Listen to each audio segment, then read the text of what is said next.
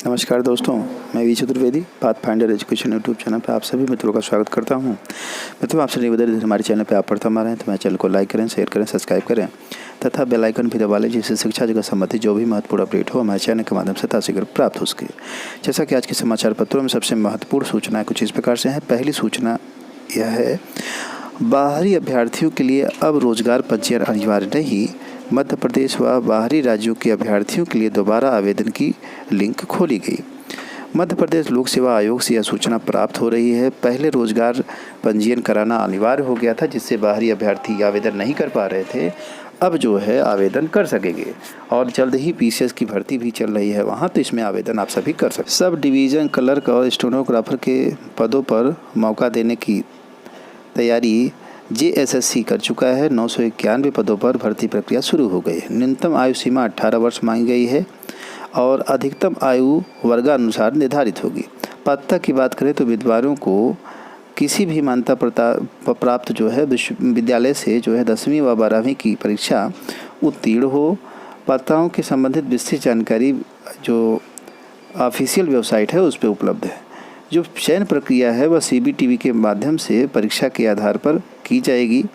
परीक्षा एक चरण में ही संपन्न कराई जाएगी।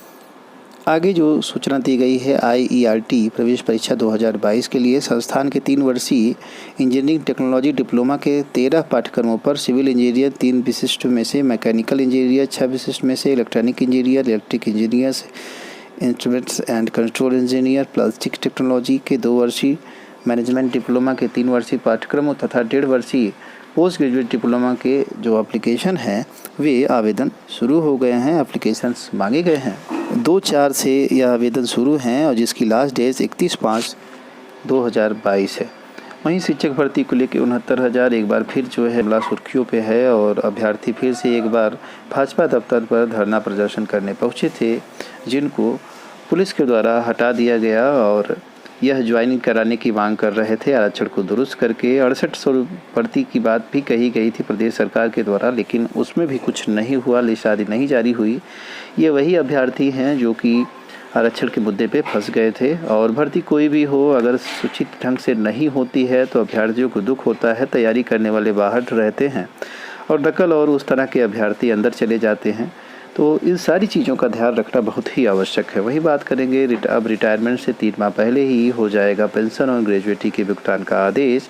मुख्यमंत्री योगी आदित्यनाथ आज करेंगे पोर्टल की शुरुआत। प्रदेश में सेवानिवृत्त होने वाले कर्मचारियों को पेंशन व ग्रेजुएटी का समय से भुगतान करने के लिए बनाए गए पोर्टल का शुभारंभ लोक भवन में रविवार को मुख्यमंत्री योगी आदित्यनाथ के द्वारा की जाएगी। ये एक बहुत अच्छी खबर है, क्योंकि तमाम ऐसे लोग हैं जो रिटायरमेंट के बाद इधर उधर भटकते थे। अब ऐसा नहीं होगा।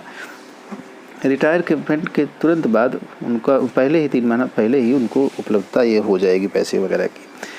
एएनएम के 9,212 रिक्त पदों पर मुख्य परीक्षा के लिए प्रवेश पत्र जारी कर दिए गए हैं यूपीएससी के द्वारा।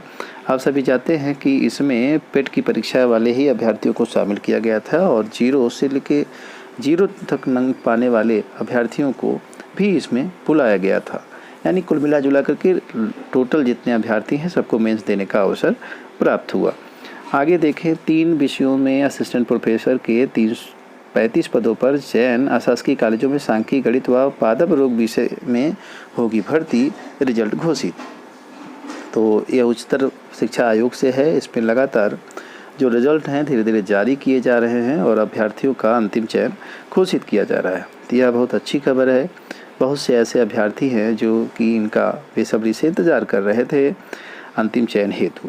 वहीं बात करें, इंटर कॉलेजों में लगभग 1597 प्रवक्ता की भर्ती कंप्लीट होने जा रही है। 2 परीक्षाएं जीआईसी के 1473 और आसम पद्धति की 124 पदों पर भर्ती प्रक्रिया संपन्न होते ही लगभग 1597 के करीब जो है प्रवक्ता जीआईसी कॉलेजों में मिल जाएंगे, जिससे कि जो शिक्षकों की कमी है वह समाप्त हो जाएगी।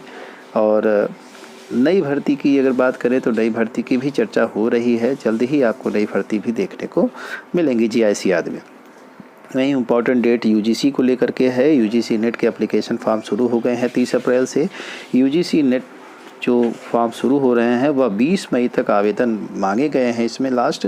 तो जो भी अभ्यर्थी नेट के लिए क्वालिफाई करने के लिए नेट फॉर्म डालते हैं, नेट के लिए तैयारी करते हैं, वे अपने आवेदन तय समय पर ही कर दें, जिससे कि उनको यह परीक्षा समय पर मिल सके देने को, अन्यथा लेट लतीफ़ होने पर फॉर्म सबमिशन में समस्या होती है। इन्हीं सारी महत्वपूर्ण अपडेट्स के साथ सूचना सुनने के लिए आप सभी मित्रों का बहुत बहुत धन्यवाद। Thank you very much.